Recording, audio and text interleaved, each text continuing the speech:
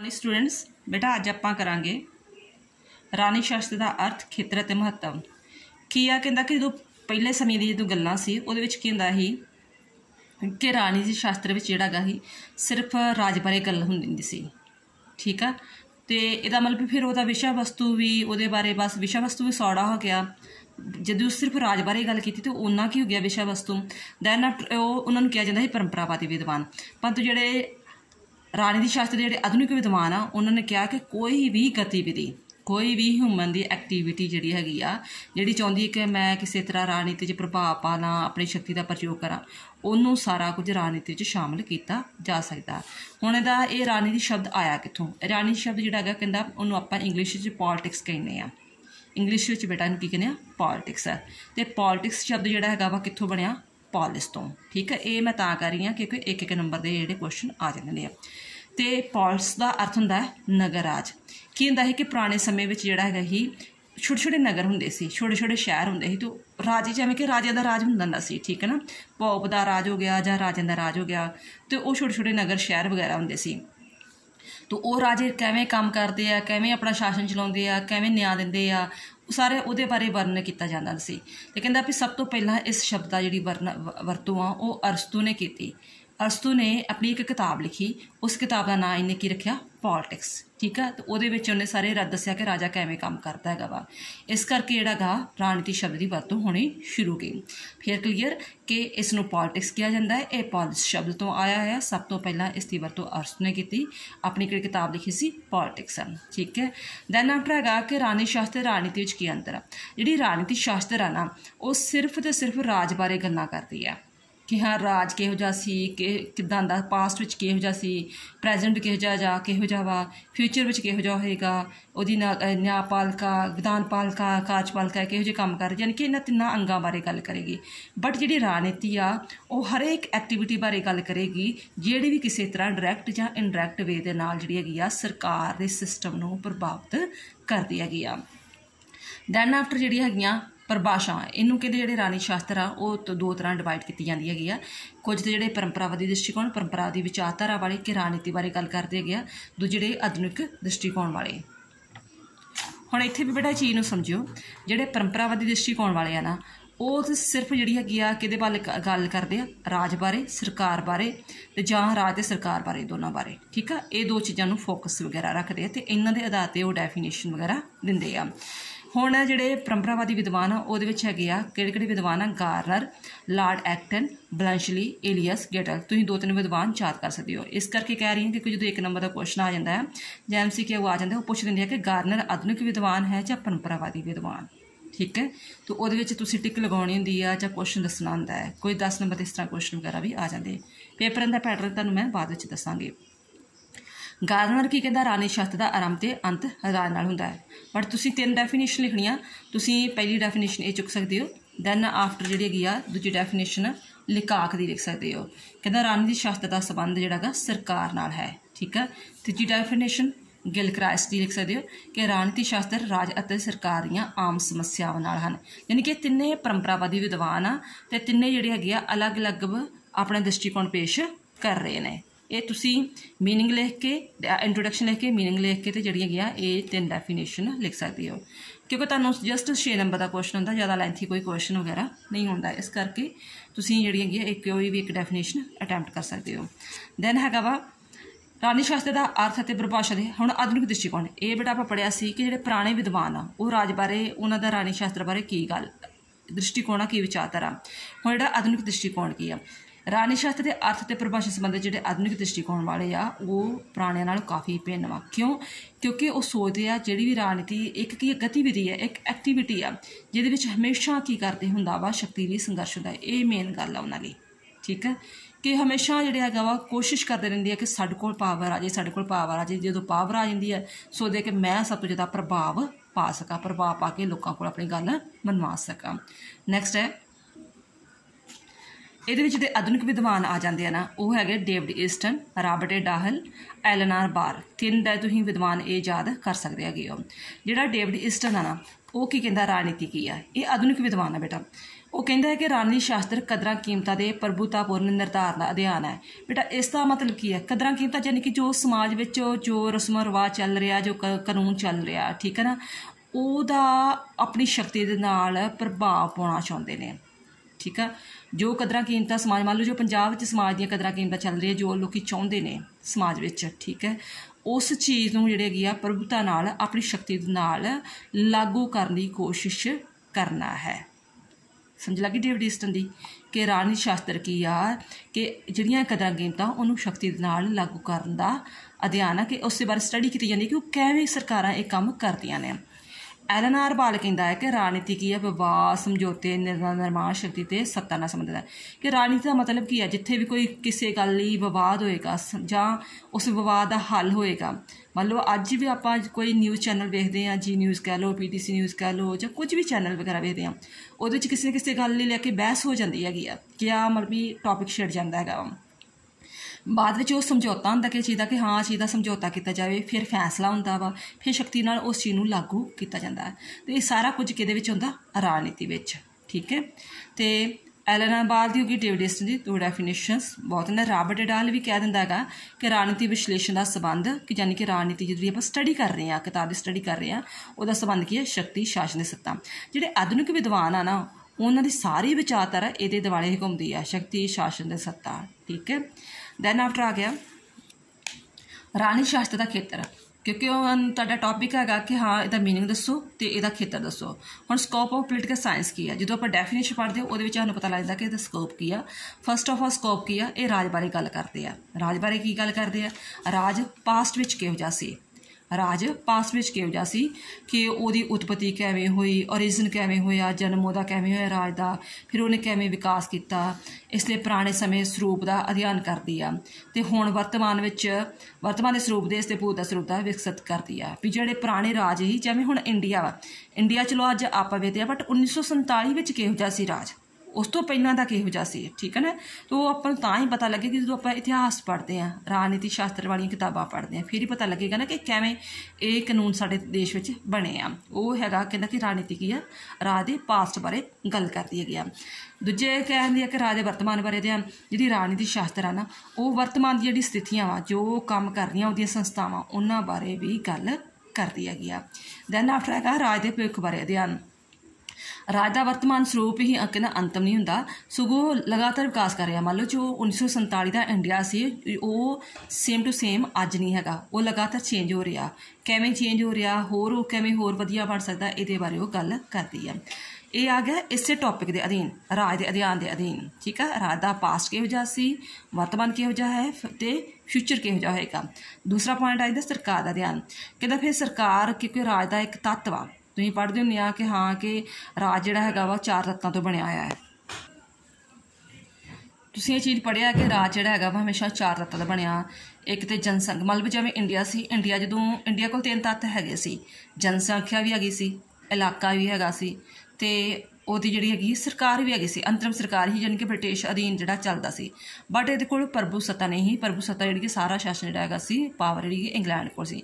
ਯਾਨੀ ਕਿ ਰਾਜ ਕੋਲ 4 ਤੱਤ ਹੋਣੇ ਜ਼ਰੂਰੀ ਹੁੰਦੇ ਨੇ, ਅਤੇ ਸਰਕਾਰ ਇਟ ਮੀਨਸ ਕੀ ਹੋ ਗਿਆ? ਉਹਦਾ ਇੱਕ ਜ਼ਰੂਰੀ ਤੱਤ ਆ।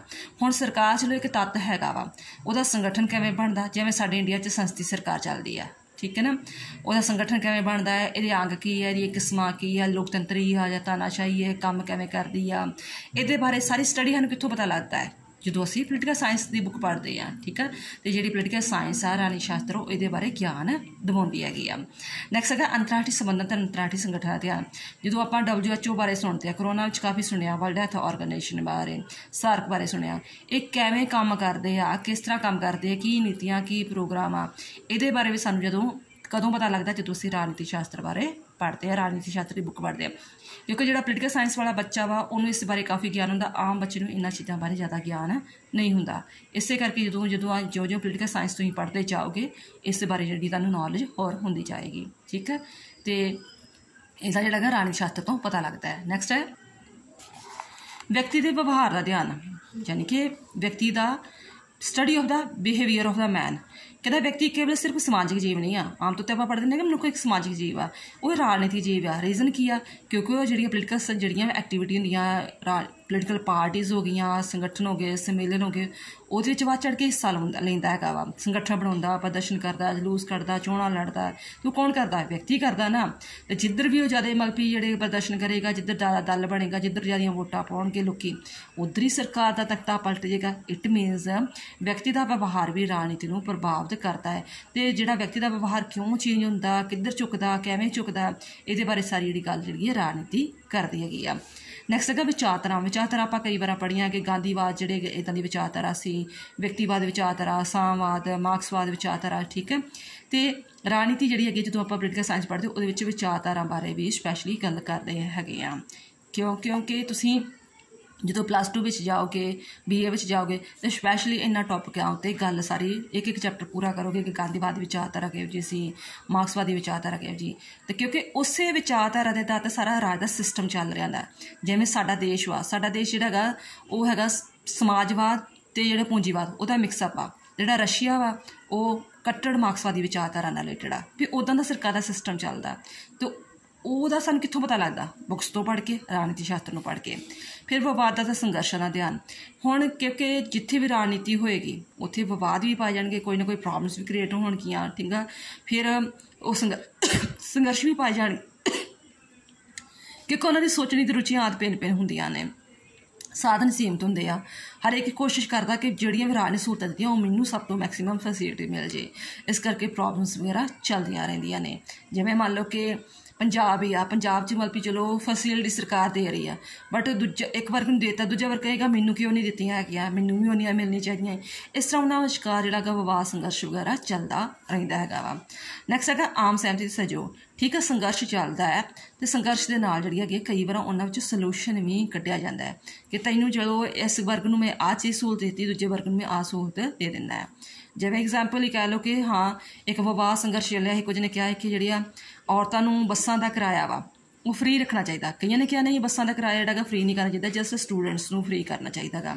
ठीक है, विवाद संघर्ष चलिया तो फिर उहदे ते आम सहमति भी हुण होएगी कि एक्चुअली सलूशन की निकलना चाहिए। वो भी लोग दसणगे ना, तुहाडे वर्गे बच्चे दसणगे कि हाँ की होवेगा। ठीक है, क्योंकि जो बच्चा 18 साल का हो जाता है वो अपनी विचारधारा रखनी शुरू कर दिंदा है कि हाँ किहड़ा काम होना चाहिए हैगा वा। वो भी उहदे विच पार्टिसिपेट इंटरैक्ट या इंटरैक्ट वे नाल जरूर करता, वो विचारधारा भी प्रभावित करती हैगी। फिर जिहड़ा एक विचारधारा लोग जो सारे मतलब भी कहते ना बन की लकड़ी इकट्ठी हो जाती, जो एक सारे की विचारधारा इकट्ठी हो जाती, लोक मत इकट्ठा हो जाता, तो उस नाल रिलेटेड ही फेस जी सरकार कानून पास करती है।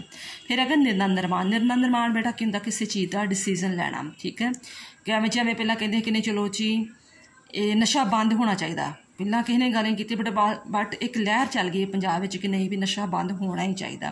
फिर सरकार ने चलो मतलब भी मजबूर होना पिया जां कह लो उस हिसाब नाल सरकार आई कि नहीं भी असीं नशा बंद करांगे। हुण जे ना कीता तो इट मीनस आ भी सरकार बदली जा सकती हैगी आ। भी यानी कि उस हिसाब नाल उन्होंने फैसला लेना पैंदा है। तो सानूं कितों पता लगता है? राजनीति शास्त्र किताब पढ़ के कि वाकई जेकर सरकार नहीं काम करती है जो किसी तरह भी असीं किद्दां उत्ते प्रैशर होना हैगा। कहते राजनीति शास्त्र का निर्णय निर्माण की प्रक्रिया में गूढ़ा संबंध है, क्योंकि लोग राजनीति प्रणाली के सामने कुछ मंगां रखते हैं। जिवें कि आपां मंगां रखियां पंजाब वालियां ने कि नशा बंद कर दो जी, भ्रिष्टाचार बंद कर दो जी, जिहड़ी हैगी आ रिश्वत लैनी आ जां मतलब जिहड़ा हैगा करप्शन चल रही है जां कुछ भी हैगियां प्रॉब्लम्स वगैरह ये सारियां जिहड़ियां हैगियां वा खत्म होणियां चाहीदियां हैगियां। तो हुण सरकार नूं उन्हां दे आधार ते काम करना ही पवेगा। ठीक है, जो असीं मंगां रखियां उहदे हिसाब नाल काम करना पेगा। तो इसे नूं ही डेविड ईस्टन जिहड़ा आपां आधुनिक विद्वान पढ़िया है, इसे नूं ही डेविड ईस्टन इनपुट ते आउटपुट कहंदा।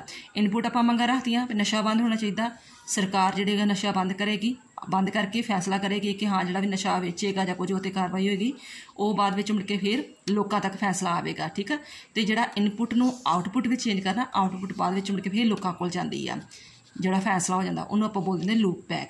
इहदे बारे भी बेटा मैं स्पैशल वीडियो बनाई हुई है कि निवेशों नूं निकासां दी बनदी प्रक्रिया की है। तुसीं जे ज़्यादा विस्तारपूर्वक जानना तो उस वीडियो नूं वेख सकदे हैगे हो।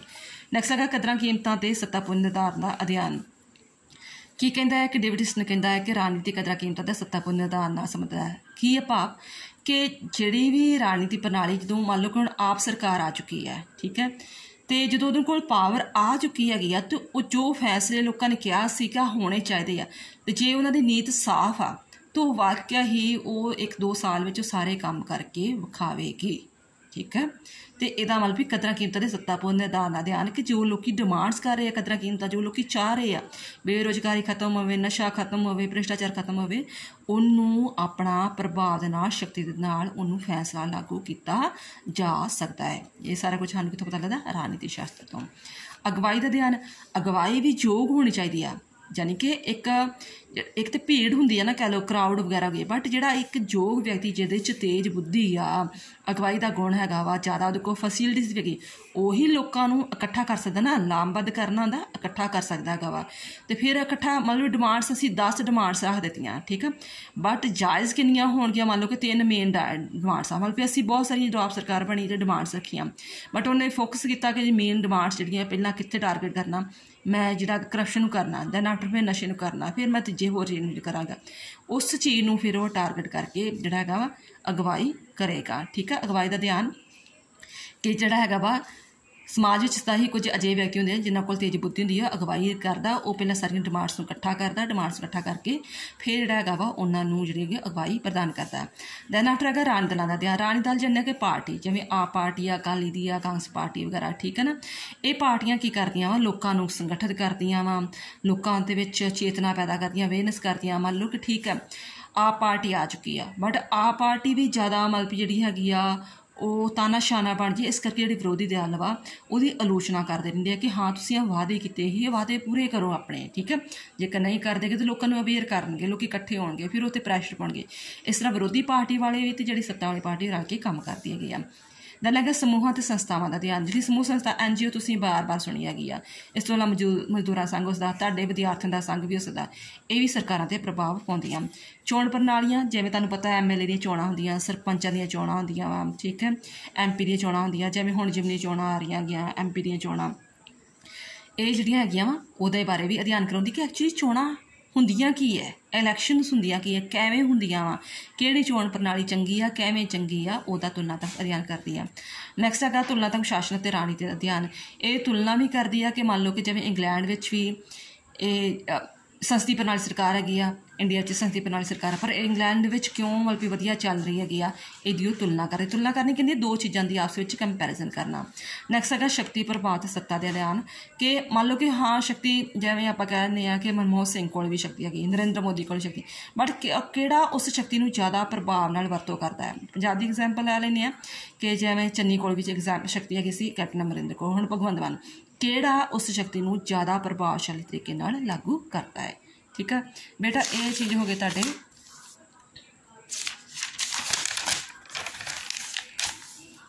पॉइंट्स। अगे आ जाता है वा राणी प्रणालियां का अध्ययन। राणी प्रणालियां जिहड़ियां हैगियां वा जिवें कि सिस्टम, पोलिटिकल सिस्टम वगैरह की चलता है वा। रस्मी संस्थावां किहड़ियां, गैर रस्मी संस्थावां जिहड़ियां, रस्मी संस्थावां कार्यपालिका, विधानपालिका, न्यायपालिका, गैर रस्मी जिहड़ियां राणी दल दबाव समूह हो गए। अधिकारां ते कर्तव्यां बारे जानकारी दिंदा हैगा सानूं। तो राणी सभ्याचार की हुंदा है, जिवें कि तुसीं कई तुहाडे परिवारां विच होणगे अकालियां नाल पूरे कट्टड़ रहे होणगे, कोई कांग्रेस नाल कट्टड़ रहे होणगे, उही प्रभाव तुहाडे ते पिया होएगा कि असीं ਉਹਦੇ ਨਾਲ ही उस पार्टी में इंटरस्ट आते हैं, उसी विश्वास है, उही भावना नाल। ठीक है, वो राजनीतिक सभ्याचार कहलाउंदा। समाजीकरण की है कि जेकर जो दादे परदादे ने चीज़ अपनाई सी उही चीज़ तीजी पीढ़ी भी अपना रही है, उन्होंने कहा जाता समाजीकरण, उसी विश्वास में बनाई रखना। ठीक है, बट जेकर तुसीं उस चीज़ नूं चेंज कर रहे हो तो सदा तुहाडी अगली पीढ़ी जिहड़ी है वो तुहाडी वाली चीज़ नूं अपनावे, उन्होंने कहा जाता समाजीकरण कि चीज़ नूं जिहड़ा वा उन्होंने जिद्दां तुसीं धार्मिक किसी चीज़ का विश्वास करते उस तरह किसी पार्टी विच विश्वास करना कि ये पार्टी वाकई चंगी हैगी आ। संविधानक प्रणालियां कि हाँ कि संविधानक जिहड़ियां हैगियां वा प्रणालियां बारे भी ज्ञान करवाया जाता, जिवें साडा इंडिया का संविधान की आ, उहदे किन्ने आर्टिकल्स ने, किवें काम करदे उहदे बारे गल। ते कानून का अध्ययन कि साडे इंडिया का कानून किवें दा वा, क्योंकि कानूनां राहीं सारा शासन चलाया जाता ना। जिवें इंडिया विच जिहड़ा लोकतंत्री राज्यां च हमेशा रूल ऑफ लॉस हुंदा, कानून का शासन का भाव एक मुख्यमंत्री तो लैके एक आम बंदे तक जेकर वो अपराध करता तो उसके सामने सारे जने बराबर आ कानून के सामने, उन्हें कोई जात धर्म लिंग के आधार पर कोई वितकरा वगैरह नहीं होगा। ठीक है, तो राजनीति चिंतन यानी कि जो तुसीं भी सोशल मीडिया 'ਚ ਵੇਖਦੇ हो कि कोई प्रॉब्लम क्रिएट होंदी है तो तुसीं उत्ते चिंतन करते हो कि ये साडे पंजाब दा माहौल क्यों खराब हो रहा, क्यों बच्चे नशे वाल गए, क्यों गैंगस्टर बने, क्यों की चीज़ वगैरह, वो चीज़ बारे जो तुसीं स्टडी करते हो तुहानूं बोल दिंदी हाँ कि राजनीतिक चिंतन वगैरह। ठीक है, ये सारे जिहड़े पॉइंट्स हैं बेटा आउंदे, मैं इस करके सारे दे सारे पॉइंट्स पढ़ाए आ क्योंकि आउंदा इन्हां विच्चों जिहड़े तुसीं 6 नंबर दा क्वेश्चन करन दा 6 पॉइंट्स ही करने हुंदे आ।